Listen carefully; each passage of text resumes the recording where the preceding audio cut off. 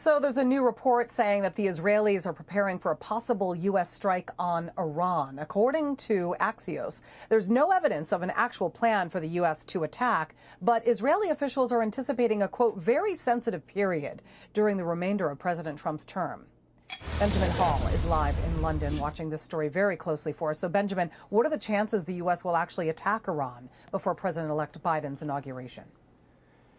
Well, Julie, I would say that a preemptive strike against Iran less than 2 months before a new administration came in would appear highly unlikely and unorthodox. But 2 weeks ago, it was reported that the Trump administration, or President Trump, asked to look at strike options against Iran. Those reports flatly rejected by President Trump as well as Secretary Pompeo. Nevertheless, we are seeing a flurry of activity in the region that have people on high alert.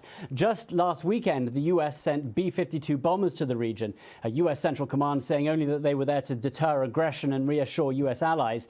And yesterday it was reported that Acting Defense Secretary Chris Miller is also now in the Middle East. This all comes on the back of a region-wide tour by Secretary Pompeo, including an intriguing secret meeting with Saudi Crown Prince Mohammed bin Salman and Israeli Prime Minister Benjamin Netanyahu, as well as the head of Mossad. That would be a groundbreaking meeting between traditional enemies. And what Israel and Saudi Arabia have in common right now is that they are greatly concerned that President-elect Biden is going to rejoin the Iran deal and reverse that maximum pressure campaign that the Trump administration has imposed. They are furiously against that.